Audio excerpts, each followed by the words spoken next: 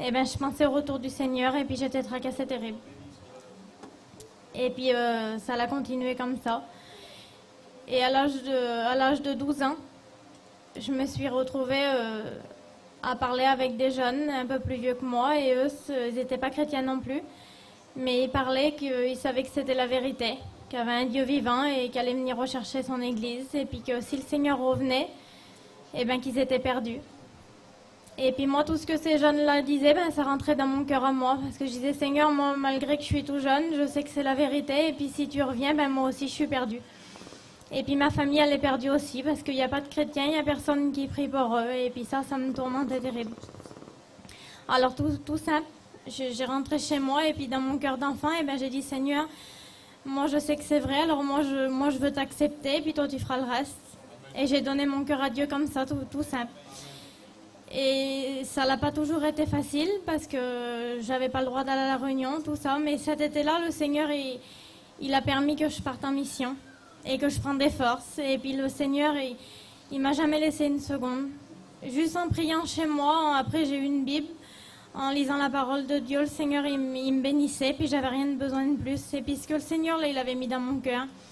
Parce que quand j'ai prié, après que j'ai ressenti la présence de Dieu, et ben, je dis, Seigneur, personne jamais pourra venir me le prendre, ce que tu as mis dans mon cœur.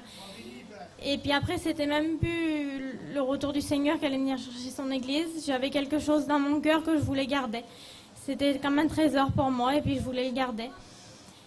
Et puis j'ai suivi le Seigneur pendant 6 ans comme ça.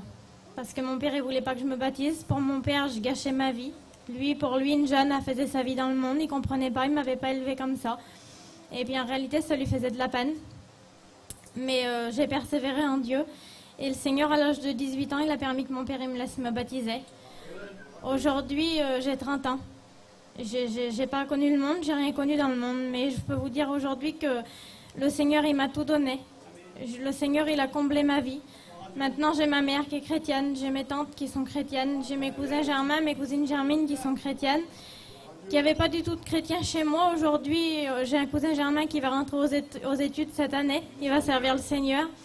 Le Seigneur, toutes les promesses qu'il m'a fait, il me les a données. Je me suis mariée avec un garçon qui n'était pas chrétien. Le Seigneur m'a promis qu'il allait le convertir, il l'a fait. Aujourd'hui, c'est un chrétien. Quand on donne notre vie au Seigneur, eh bien, le Seigneur lui fait tout. Il faut lui faire confiance. Que Dieu vous bénisse.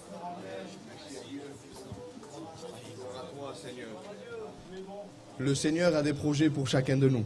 Amen. Gloire à Dieu. On va appeler le frère Antonio pour qu'il vienne chanter un cantique. C'est un copain d'études. Et je suis content qu'il soit là ce soir. Amen.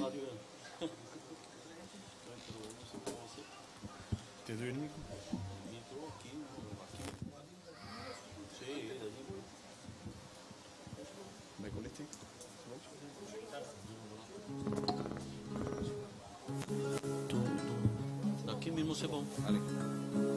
Merci à Dieu. Fais-moi contre moi. Merci à Dieu. Ábrame, Señor, y dime que me quieres perdonar. Si no tomas en cuenta los pecados de mi vida. Ábrame, Señor, y dime que me quieres perdonar. Si no tomas en cuenta los pecados de mi vida. Si me quieres tal como soy. Si me quieres tal como soy. Sé que he caído a menudo, que no oro, que no busco. Sé que a veces no te agrado, que tropezo a diario. Pero sé que tú me amas, aunque soy rebelde, me aceptar como soy. Sé que caí menudo, que no oro, que no busco. Sé que a veces no te agrado, que que tropezo a diario, pero sé que tú me amas, aunque soy rebelde, me hace tratar como soy. Háblame, Señor, y dime que me quieres perdonar, si no tomas en cuenta los pecados de mi vida. Háblame, Señor, y dime que me quieres perdonar, si no tomas en cuenta los pecados de mi vida. Si me quieres tal como soy, si me quieres tal como soy. Sé que caigo a menudo, que no busco, sé que a veces no te agrado, que tropezo a diario, pero sé que tú me amas, aunque soy rebelde, acepta tal como soy. Sé que caigo a menudo, que no busco, sé que a veces no te agrado, que tropezo a diario, pero sé que tú me amas, aunque soy rebelde, acepta tal como soy.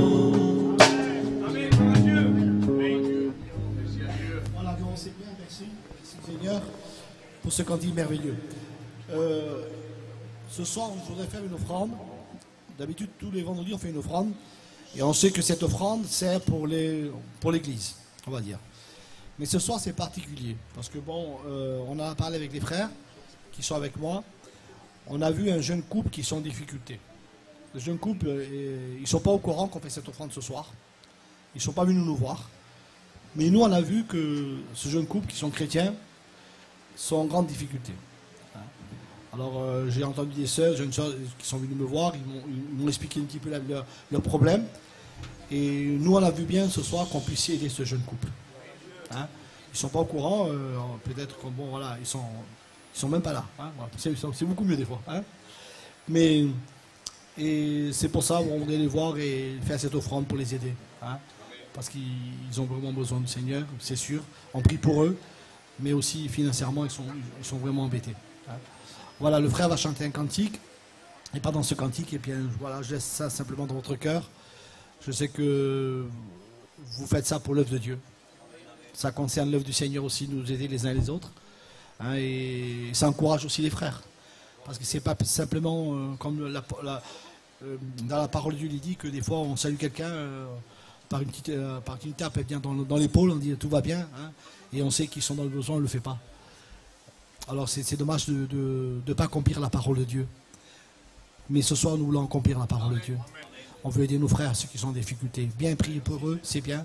Les aider aussi à travers un geste qu'on pourrait faire. Hein? Voilà, que Dieu vous bénisse à travers cette offrande. Amen. Hein? Merci à toi, Seigneur. Je vais demander au frère André de passer. Merci à Dieu. On chante ce cantique, dit comment exprimer et comment décrire. Amen.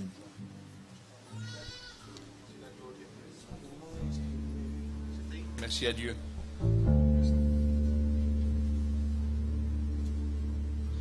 Comment exprimer, merci à Dieu, et comment décrire un amour si grand, si puissant, que rien ne peut le contenir. On le dit ensemble. Tu sais mes exploits, Seigneur, tu sais mes craintes. Mes mots sont bien trop petits pour dire tout l'amour que j'ai pour toi. Merci à toi, Seigneur. Alors entends mon cœur. Gloire à Dieu. Entends Entends le chant d'amour d'un enfant racheté. Merci à toi. Grâce. Merci Seigneur. Gloire à Dieu.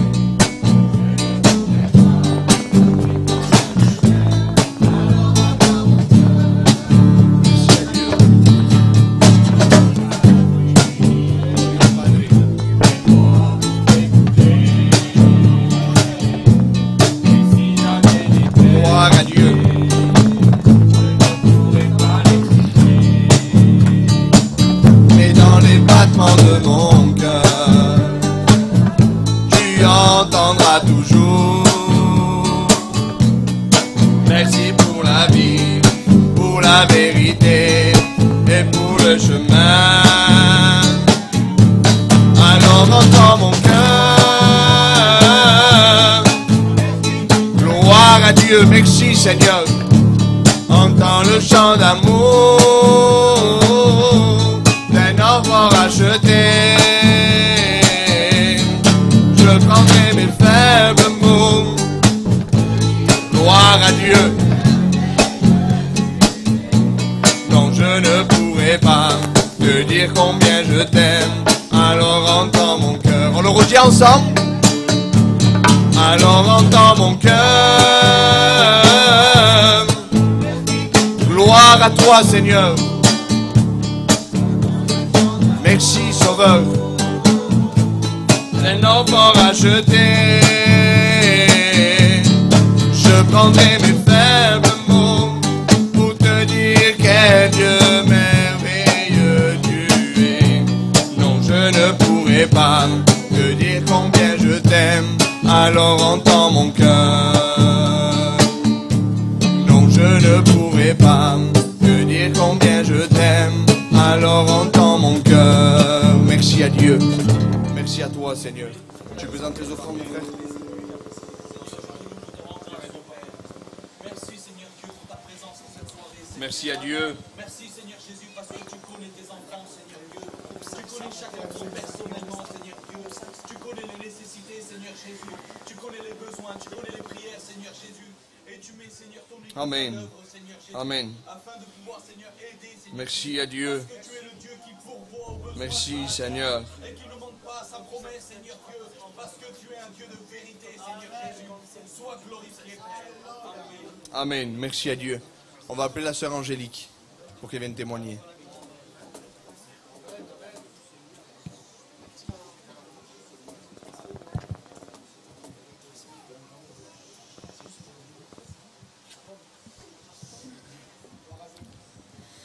Voilà, ben moi, j'ai pas été élevée dans un foyer chrétien. Je n'ai pas grandi dans les choses de Dieu du tout. Et à l'âge de 16 ans, où c'est que je croyais que j'étais jeune et puis que tout allait bien, moi j'avais 16 ans, j'ai mon père qui est tombé malade. Et je fréquente avec mon mari qui est là, lui il était chrétien. Et moi j'y croyais. Voilà, c'était tout simple en vrai. Je savais que c'était la vérité, mais je ne croyais pas du tout en avoir besoin. Et quand on a 16 ans, ben, on ne croit pas de passer par des problèmes aussi graves que ça. Moi, quand il m'est arrivé ça, que mon père il a tombé malade, eh ben, je me suis tout de suite tournée vers Dieu. Je savais que c'était lui la vérité, je savais que c'était lui la solution pour ma vie. Alors je me suis approchée de Dieu tout doucement, avec un cœur sincère. Je me suis approchée de Dieu et j'ai demandé à Dieu pour mon père. Mais au début, je demandais que pour lui et après j'ai compris que c'était pour moi qu'il fallait que je demande. Parce que moi, j'avais vraiment du mal à le supporter de voir mon père malade comme ça. Et je vous dis, les années sont passées, il a resté malade 1 an et demi. Et pendant 1 an et demi, ben, je me suis approchée de Dieu. Après, j'ai vu que c'était pour moi. Moi, j'ai fait une expérience avec le Seigneur. J'ai vu que c'était la vérité, qu'il pouvait tout m'apporter. Il m'a tout apporté, le Seigneur. Il m'a donné la paix, la joie, l'espérance de revoir mon père un jour. Il m'a donné un foyer chrétien. Voilà, j'ai eu 2 petits et après, je me suis mariée. Mon foyer l'a servi le Seigneur. Voilà, ben aujourd'hui on sert le Seigneur comme on peut. Et puis que ceux qui n'ont pas fait une expérience qu'il fait, parce qu'il n'y a que ça de vrai. Aujourd'hui c'est de pire en pire. Voilà. Moi même qu'il y a longtemps, il y a 15 ans que j'ai passé par le problème. Et aujourd'hui ben, j'ai plus ce problème là, mais j'en ai encore besoin tous les jours. Voilà, pour tous les jours de la vie on en a besoin. Que Dieu vous bénisse.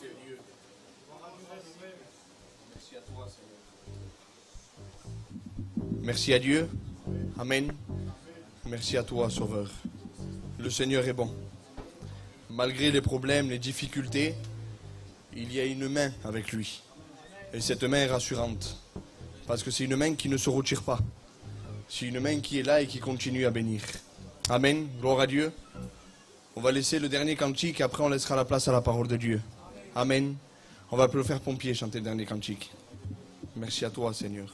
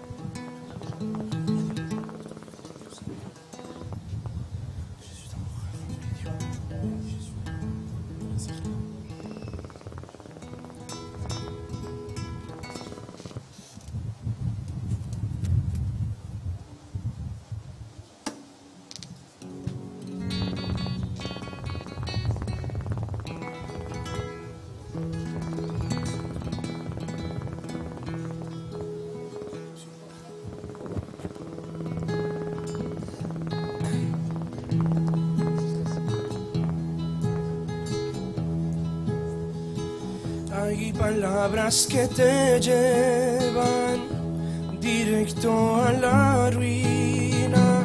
Hay palabras que te marcan el estado de tu vida. Hay palabras que te hunden y si me escarmio te domina. Hay palabras que te marcan estado de tu vida. Pero hay una palabra que es la que te da la vida. Su palabra te renueva y te llena de alegría. Y su palabra es son inmenso. Su palabra te reanima. Su palabra es como espada. Ten cuidado de ti. Y la última palabra es tuya. Cuando creo que me hundo, tu mano me acaricia. Cuando creo que no valgo, tu palabra me reanima. Cuando creo que no valgo, tu aliento me da vida. Y la última palabra es tuya. Cuando creo que me hundo, tu mano me acaricia. Cuando creo que me fallo, tu palabra me reanima. Cuando creo que no valgo, tu aliento me da vida.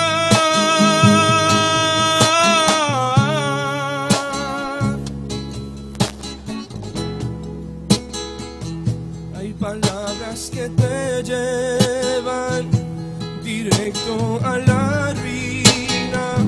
Hay palabras que te marcan un estado de tu vida. Hay palabras que te hunden y si me escarmio te domina. Hay palabras que te matan un estado de tu vida.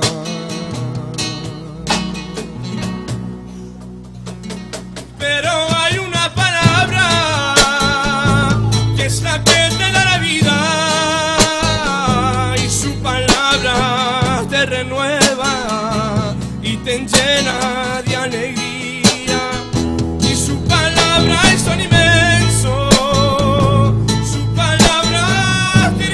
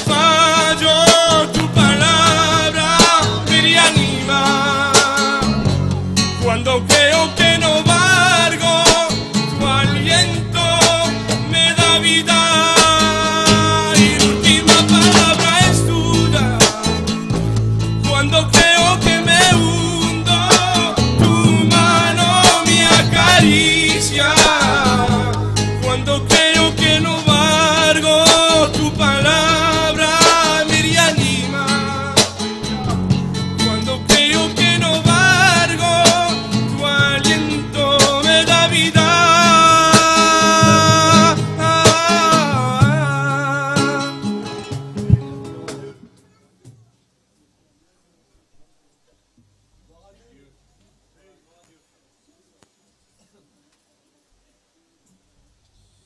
Voilà, gloire à Dieu. Voilà, vous êtes bien?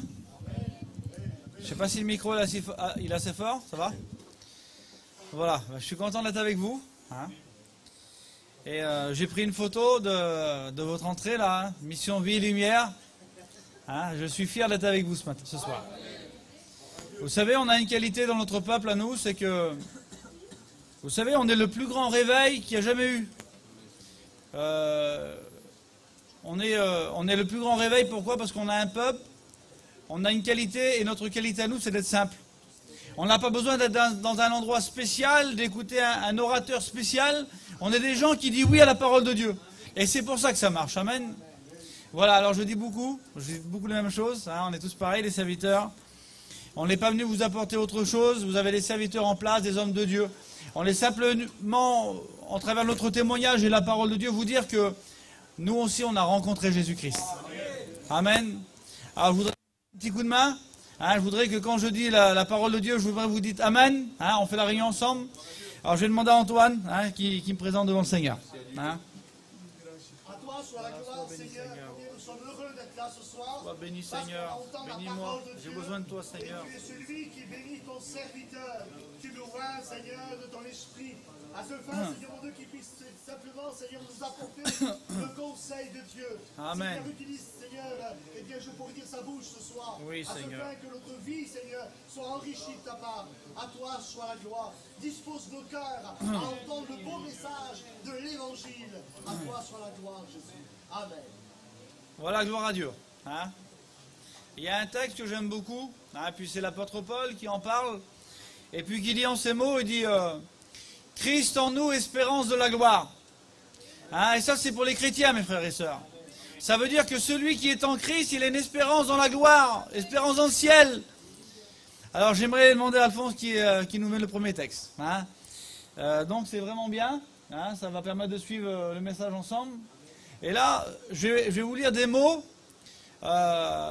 c'est Jésus qui les a prononcés. Et puis il a dit comme ça, il a dit « Je suis le pain de vie ». Amen.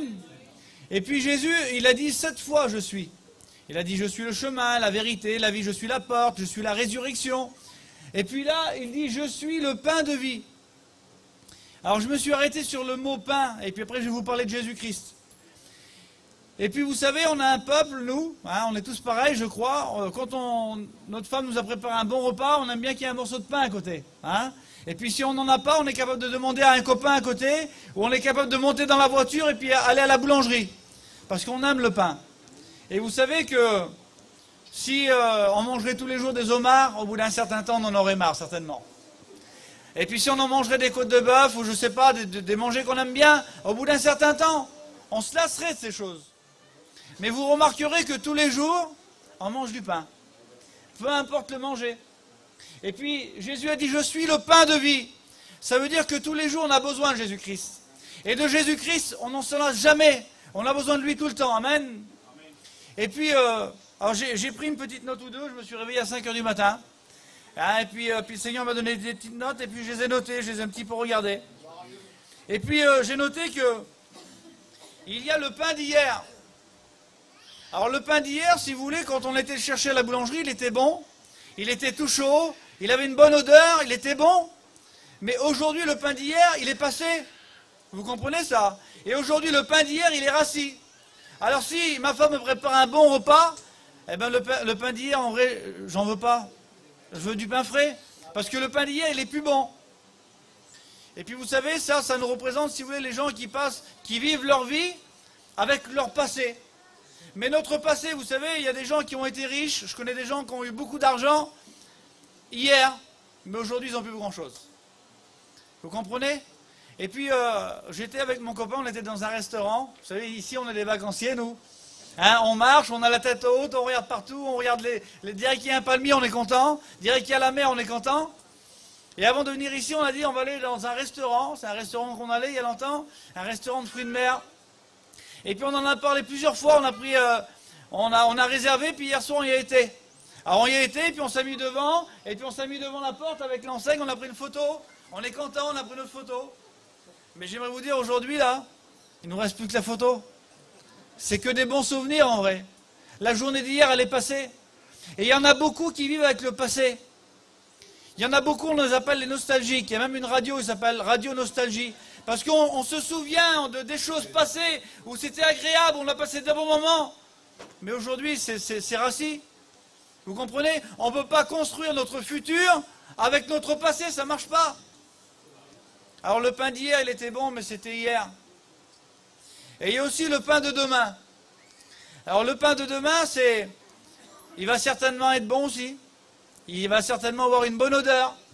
Mais le pain de demain, il n'est pas encore créé, vous comprenez ça? Et ça, c'est des gens qui vivent avec des projets. Ils vivent dans le futur. Alors ils ont plein de projets, mais il y a un texte qui nous dit que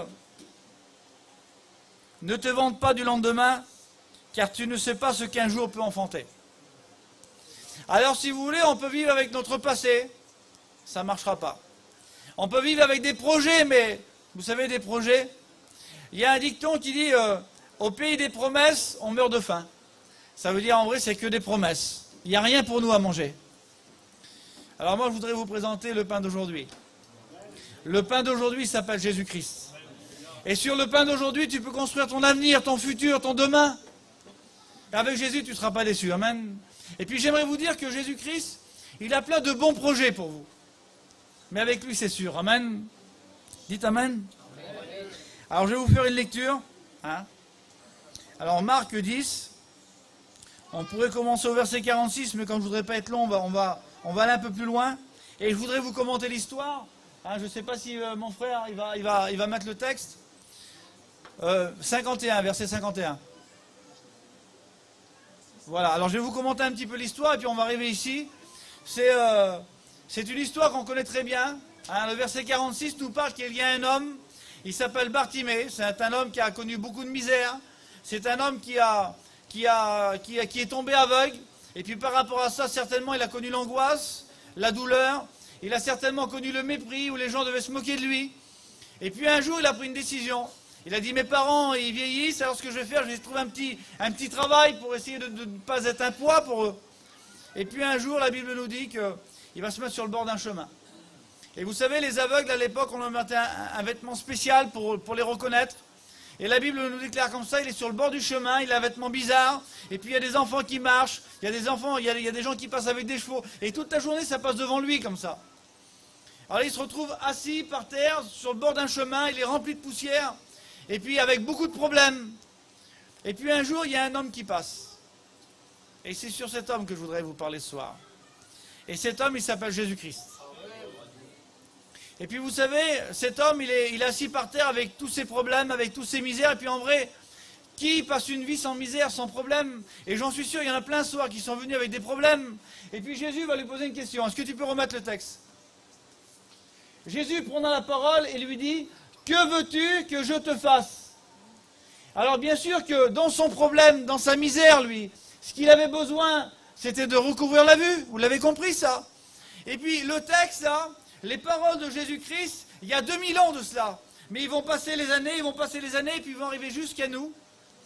Et puis Jésus-Christ, ce soir, voudrait te poser la même question qu'il a posée à Bartimée. Il voudrait te dire, que veux-tu que je fasse? Je sais qu'il y a des problèmes certainement dans les foyers. Il y a peut-être des problèmes de maladie, il y a peut-être des gens qui passent par des angoisses, par des dépressions. Parce que c'est un petit peu la vie aujourd'hui. Et puis Jésus te pose une question. Que veux-tu que je te fasse? Et dans le « que veux-tu que je te fasse » là, j'aimerais te dire qu'il y a des réponses qu'on trouve en Jésus-Christ. Alors vous savez, on peut aller dans le monde, on peut essayer de trouver des choses dans le monde. Vous savez, il y a une discothèque à côté, il y a une discothèque à côté là. Et puis vous savez, il y a des personnes qui y vont tous les jours certainement. Hein, je ne connais pas l'endroit, je ne suis pas d'ici moi. Mais certainement, il y a des gens qui viennent, ils ont de l'argent dans la poche. Ils viennent ici, vous savez pourquoi? Parce qu'ils ont des problèmes. Alors ils voudraient trouver un petit peu de joie, un petit peu de paix. Alors ils vont dans cet endroit-là, et puis ils dépensent leur argent. Et puis combien de fois qu'ils ont dû passer devant l'église, là, et puis ils sont repartis avec leurs problèmes. Pourtant ils étaient venus avec. Ils auraient bien voulu quelqu'un là-bas déposer leurs problèmes et repartir sans. Mais ça c'est la vie, il n'y a pas de solution dans la terre. et puis ils repartent avec leurs problèmes. Mais je voudrais vous dire ce soir qu'il y a une solution qui s'appelle Jésus-Christ. Alors, j'ai un autre texte là. Il se trouve en Luc, chapitre 8, au verset 28. Et puis moi, je voudrais vous présenter Jésus-Christ, parce que c'est pas normal qu'un homme se présente devant un homme qui est malade et lui dit « Que veux-tu que je te fasse ?» Ça prétendrait, si vous voulez, que cet homme qui parle là, il a la solution à tous les problèmes. Alors, j'aimerais vous dire comment s'appelle Jésus-Christ, vous voulez? Jésus, on l'appelle l'admirable. Vous savez, il y a des gens aujourd'hui qui veulent se faire admirer.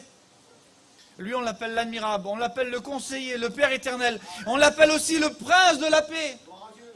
Alors, pourquoi on l'appelle le prince de la paix? Un jour, Jésus-Christ va se retrouver avec un homme. Je vais essayer de vous faire la lecture, si vous voulez bien.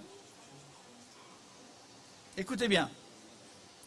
Il y a un homme, je ne sais pas si je fais toute la lecture. Il y a un homme qui vivait dans une ville qui s'appelle Gadara, et c'est un homme qui était possédé de plusieurs démons.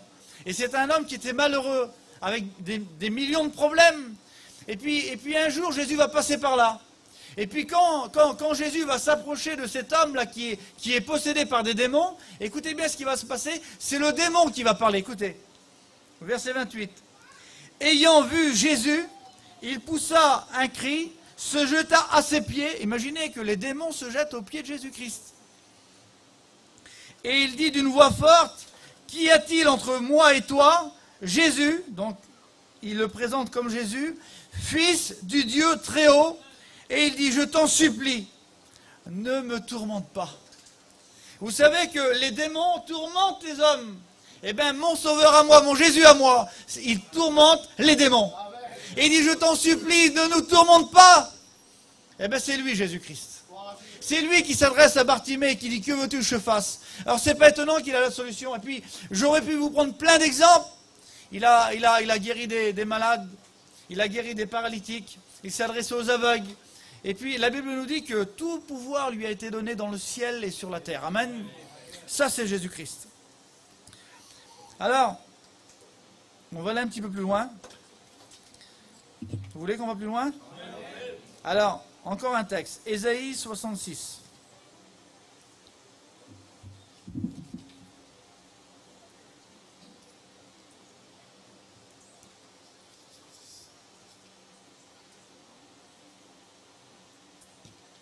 Verset 1er. Voilà ce qu'il est écrit. Le ciel est mon trône, et la terre est son marchepied. Alors là, c'est un texte qui est un peu spécial. Hein. Vous savez, nous, on est un peuple un peu spécial. Moi, je vis dans une caravane. Hein. Et puis, quand j'ai lu le texte la première fois, là, je dis, ah, un marchepied. Hein, on a tous chez nous un marchepied pour monter dans une caravane. Hein, si vous voulez, ça nous aide à rentrer dans la caravane. Vous êtes d'accord avec moi? Et puis, j'ai regardé un petit peu. Le marchepied, c'est pas ce que j'ai de plus cher chez moi. Ma caravane coûte plus cher que le marchepied. Un marchepied, ça coûte 20 €. Ma voiture, elle n'est pas très jeune, mais elle coûte plus cher que mon marchepied. Vous êtes d'accord avec moi? C'est-à-dire, chez moi, c'est pas ce que j'ai de plus beau. C'est pas ce que j'ai de plus cher, mon marchepied. Et puis voilà ce que Jésus-Christ va nous présenter. Le ciel est mon trône, et la terre est mon marchepied. Alors, je vais vous parler 2 secondes de la terre. Alors vous savez, je me suis promené ici, j'ai été sur la promenade des Anglais. Il y a des endroits extraordinaires. Vous savez, j'ai parlé à mon beau-frère, il a fait un voyage et puis il était à New York. Alors il a pris l'avion, il a atterri là-bas et puis il m'a expliqué, il m'a montré des photos, des vidéos. Vous savez, il y a des choses extraordinaires sur la terre. Moi, je n'ai pas fait beaucoup de voyages, je n'ai pas beaucoup voyagé. J'étais en Israël, j'ai vu des choses extraordinaires. Et puis il est à New York, il a vu des choses extraordinaires. Vous savez, on se promène à Cannes, je ne sais pas combien, devant la mer, là, je ne sais pas combien ça vaut, 1000 mètres de terrain. 10 millions d'euros? Je ne sais pas combien ça coûte. Combien coûte la Tour Eiffel? Hein, il y a des monuments, il y a la Tour de Pise, il y a, je ne sais pas, on va à New York là-bas, il y a la Statue de la Liberté. Il y a des choses qui ont des valeurs sur la terre. Et puis nous, en tant qu'hommes, on est émerveillés. Alors je me suis promené, j'ai vu des voitures de luxe, j'ai vu des Rolls-Royce. Combien ça coûte une Rolls-Royce? Je me suis renseigné, il y a une voiture, c'est une Bugatti, elle coûte 3 millions d'euros. Donc il y a des belles choses. Et nous, en tant qu'hommes, on est là, on vit sur la terre, et puis on voit ces choses. Il y en a qui ont été en Alaska, il y en a qui ont été à Hawaï, il y en a qui ont vu des choses extraordinaires. Et puis il y a aussi des montagnes à visiter, il y a des volcans, il y a des ruisseaux, il y a des choses extraordinaires sur la terre. Et puis, en tant qu'hommes, nous, on est émerveillés devant la terre. On pourrait, je ne sais pas, pour ceux qui ont fait des voyages, ils peuvent parler à leurs amis, expliquer des choses qu'ils ont vues extraordinaires. Et puis quand je prends la parole de Dieu, tout ce que la terre, elle renferme, et bien tout ça, toutes les merveilles, toutes les richesses, je m'aperçois que c'est juste le marchepied de Dieu. Vous avez compris ou pas? Ça veut dire que c'est pas, avec tout ce qu'on voit, nous, les yeux, ils sont pas assez grands pour voir toutes les merveilles juste ici, là, tous les pays de bord de mer, là. Et on s'aperçoit que tout ça, là, c'est que le marchepied de Dieu. Alors c'est pour ça que je vous ai donné l'exemple tout à l'heure que le marchepied chez moi, c'est parce que j'ai le plus beau. C'est pas ce qui coûte le plus cher. Alors si nous, on est émerveillés devant ces choses-là, imaginez-vous un petit peu comment il est le paradis. La Bible nous dit qu'il est parti nous préparer une place. Alors vous savez, en 6 jours, il a créé le ciel et la terre. Il est parti nous préparer une place il y a 2000 ans. Comment que ça doit être, mes frères et sœurs, dans le ciel? Alors levez la main pour ceux qui vont aller dans le ciel. Moi j'ai ce projet, moi. Vous savez, on a un passeport, on fait des choses pour faire des voyages. Il faut l'accepter, il faut passer par Jésus-Christ. Amen. Alors, je vous fais une lecture. Apocalypse 21. Vous voulez, hein? Parce que je vous ai parlé du ciel. Je vous ai parlé du ciel. Hein, je vous ai dit que le ciel, ça sera plus beau que sur la terre. Alors je vous fais cette lecture.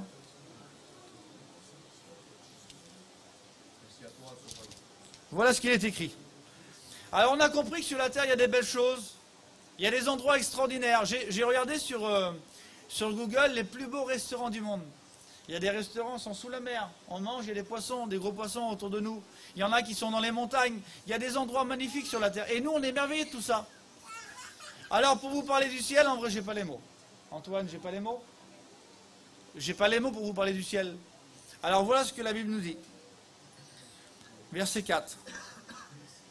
Et je m'adresse à ceux qui ont passé par des problèmes, mes frères et sœurs.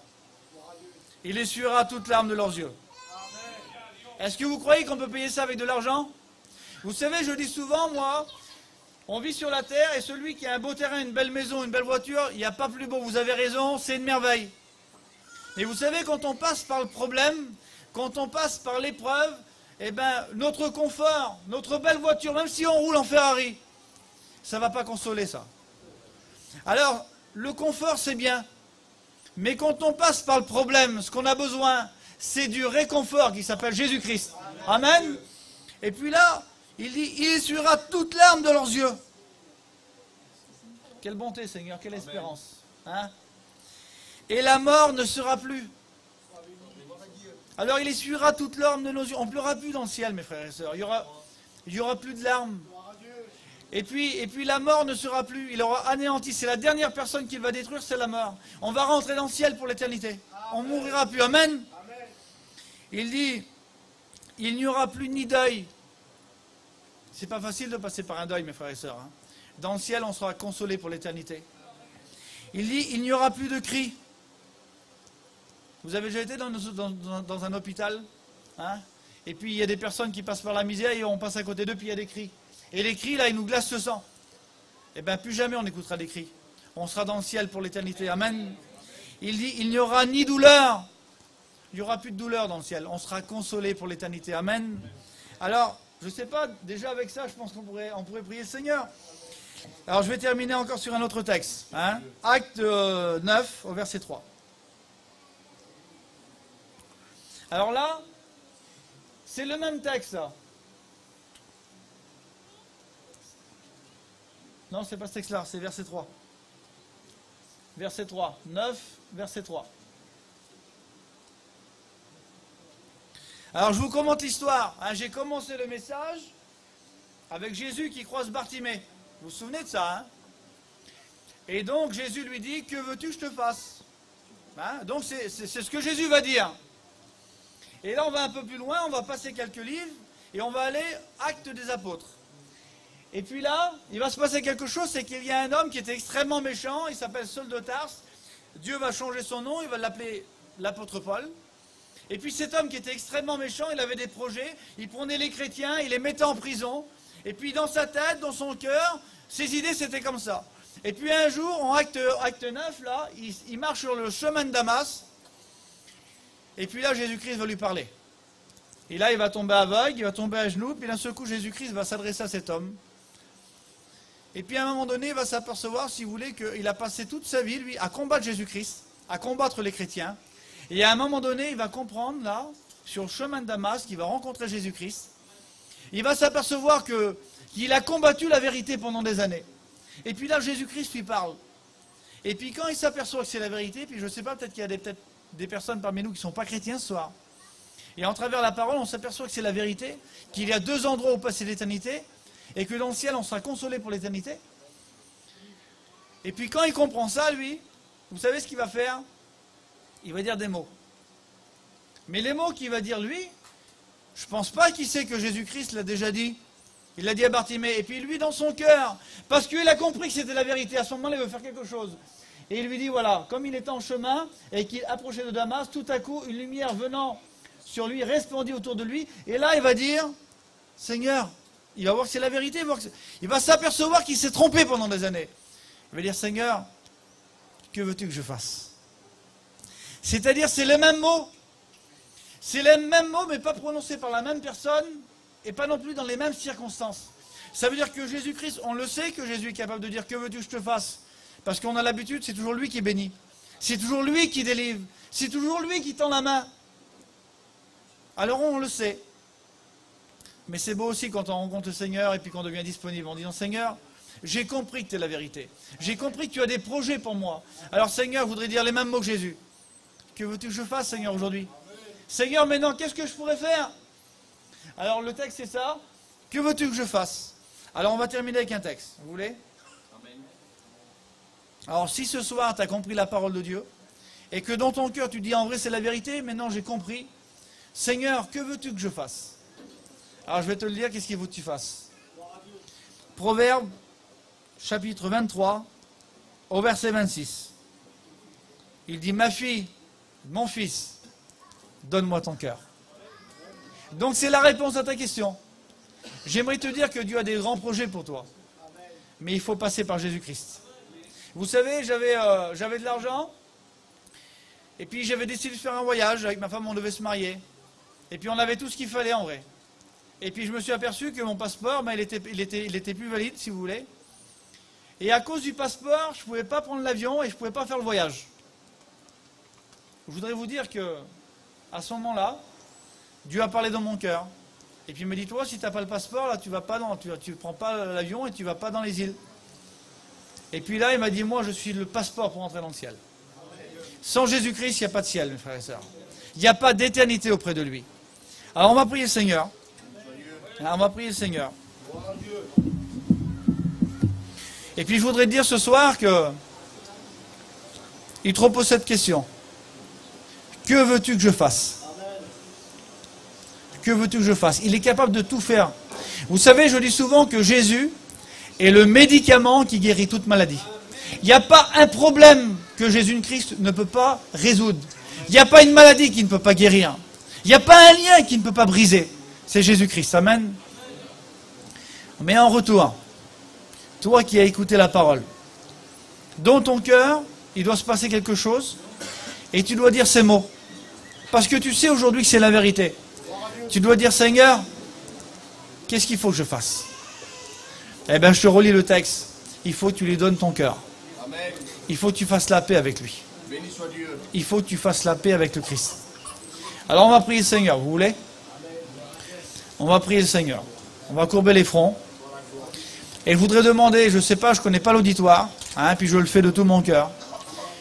Je voudrais te demander ce soir si tu voudrais donner ton cœur à Jésus-Christ. Si tu voudrais faire la paix avec lui. Je voudrais te dire ce soir qu'il y a un beau programme. Vous savez, quand on dit oui à Jésus-Christ, il se passe quelque chose d'extraordinaire. C'est que lui, il se passe quelque chose, c'est que lui, il inscrit notre nom dans le livre de vie. Et puis, après, il va se passer des étapes pour toi. Tu vas faire des expériences, tu vas passer par les eaux du baptême. Ça, c'est la vie chrétienne. Mais le plus important, c'est que je t'ai parlé de Apocalypse 21. C'est que dans le ciel, il n'y aura plus de cris, il n'y aura plus de douleur, il n'y aura plus de larmes. Ça sera que la paix pour l'éternité. Alors on ferme les yeux, s'il vous plaît. Et je voudrais m'adresser à toi qui n'es pas encore chrétien, qui n'a pas fait la paix avec le Seigneur. Je voudrais te poser cette question, est-ce que tu voudrais l'accepter? Si tu veux l'accepter, tu lèves tout simplement ta main, tu acceptes Jésus-Christ et on prie pour toi. Est-ce qu'il y aurait quelqu'un ce soir qui voudrait l'accepter? Alors je ne vais pas faire un appel très longtemps, hein, je suis quelqu'un d'assez simple. Si tu veux l'accepter, tu lèves ta main et on prie le Seigneur. Est-ce qu'il y aurait quelqu'un pour Jésus-Christ ce soir?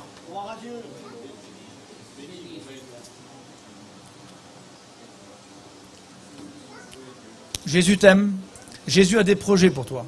Alors peut-être que tu vis avec ton passé, peut-être que tu as plein de projets dans ta tête, tu vis pour le futur. Jésus te propose d'être béni aujourd'hui, d'être délivré aujourd'hui, de repartir avec une place dans le ciel. Est-ce que tu voudrais l'accepter? Je fais un dernier appel.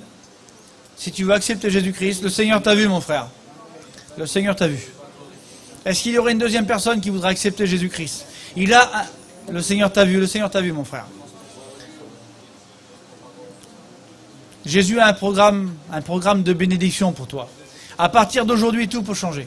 Est-ce qu'il y aurait une quatrième personne qui voudrait l'accepter? Vous savez, il y a un garçon, un copain, il a écrit un cantique, il a dit « Les choix d'aujourd'hui feront ta vie dès demain ».